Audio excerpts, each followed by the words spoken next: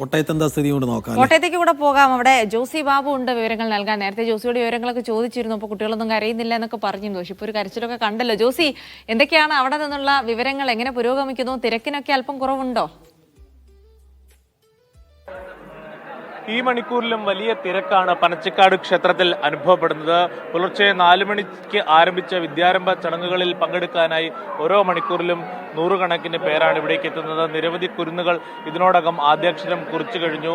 നാം ഇപ്പോൾ നിൽക്കുന്ന സരസ്വതി മണ്ഡപത്തോട് ചേർന്ന പ്രത്യേകം തയ്യാറാക്കിയ മണ്ഡപത്തിലാണ് 56ഓളം ആചാര്യന്മാർ കുരുന്നുകൾക്ക് ആദ്യാക്ഷരം പകർന്നു നൽകുന്നത്. ദക്ഷിണ മൂകാംബി ക്ഷേത്രം എന്നറിയപ്പെടുന്ന പനച്ചിക്കാട് സരസ്വതി ക്ഷേത്രത്തിലെ വിദ്യാരംഭ ചടങ്ങുകൾ ഏറെ പ്രസക്തമാണ്. എന്തായാലും നമുക്ക് ദൃശ്യങ്ങളിൽ കാണാം ഈ വള്ളിപ്പടർപ്പുകൾക്കിടയിലുള്ള സരസ്വതി ദേവിയെ കാണുന്നതിനും ഇവിടെ ക്രമീകരിച്ചിരിക്കുന്ന മണലിൽ അക്ഷരങ്ങൾ കുറിക്കുന്നതിന് പ്രായഭേദമന്യേ ആളുകൾ എത്തുന്നുണ്ട്. കൂടാതെ ആചാര്യന്മാരുടെ അടുക്കിൽ നിന്നും അവരുടെ കീഴിലും അക്ഷരം കുറിക്കുന്നതിനായി ആദ്യാക്ഷരം കുറിക്കുന്നതിനായി വലിയ ക്രമീകരണങ്ങളാണ് ഇവിടെ ഏർപ്പെടുത്തിയിരിക്കുന്നത്. ചേട്ടാ, എവിടെ നിന്നാണ് നിങ്ങൾ? ഞങ്ങൾ ഇവിടെ അടുത്ത് തന്നെയുള്ള. ഇവിടെ ഒരു വരുന്നതിന്റെ ഒരു പ്രത്യേകത എന്തായിട്ടാണ് കാണുന്നത്? ഇവിടെ കുട്ടിക്ക് നല്ലൊരു വിദ്യാഭ്യാസം, നല്ലൊരു ഇത്. എവിടെ നിന്നാ വരുന്നത്? കിടങ്ങൂര്. പനച്ചിക്കാടേക്ക് എത്താനുള്ള കാരണം? പനച്ചിക്കാട് എഴുതിച്ചു കഴിഞ്ഞാൽ നല്ലൊരു സൗഭാഗ്യം നമ്മൾ വിശ്വസിക്കുന്നു. അങ്ങനെ ആ ഒരു വിശ്വാസത്തിന്റെ ഭാഗമായിട്ട് വന്നു. തിരക്ക് എങ്ങനെയുണ്ട്? തിരക്ക് കുഴപ്പമില്ല. കഴിഞ്ഞ കൊല്ലത്തെക്കാളും അപേക്ഷിച്ചിട്ട് ഈ സമയത്ത് തിരക്ക് കുറവുണ്ട്.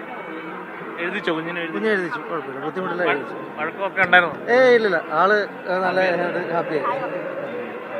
എന്തായാലും ഇങ്ങനെയാണ് ആളുകളുടെ ഒരു പ്രതികരണം. അവർ വളരെ വിശ്വാസത്തോടു കൂടിയാണ് പനച്ചിക്കാട് ക്ഷേത്രത്തിലേക്ക് എത്തുന്നത്. എല്ലാ വർഷവും വിപുലമായ ക്രമീകരണങ്ങൾ നവരാത്രി ആഘോഷവും വിദ്യാരംഭവും ചടങ്ങുകളുമായി ബന്ധപ്പെട്ടുകൊണ്ട് പനച്ചിക്കാട് ഏർപ്പെടുത്താറുണ്ട്. പ്രത്യേകിച്ച് പോലീസിൻ്റെയും അതോടൊപ്പം പാർക്കിംഗ് അടക്കമുള്ള കാര്യങ്ങളിൽ ക്ഷേത്രം അധികൃതരുടെ പ്രത്യേക ക്രമീകരണങ്ങൾ തിരക്ക് കണക്കിലെടുത്ത് ഏർപ്പെടുത്തിയിട്ടുണ്ട്. ഇന്ന് ഉച്ച കഴിയും വരെ ഇത്തരത്തിൽ ഇവിടെ ഈ ചടങ്ങുകൾ പുരോഗമിക്കും. അതോടൊപ്പം തന്നെ കലാമണ്ഡലത്തിൽ വിവിധ കലാപരിപാടികളുടെ അരങ്ങേറ്റവും ഇവിടെ നടക്കുന്നുണ്ട്. എന്തായാലും ഈ മണിക്കൂറിലും വലിയ തിരക്കാണ് പനച്ചിക്കാട് ക്ഷേത്രത്തിൽ അനുഭവപ്പെടുന്നത്.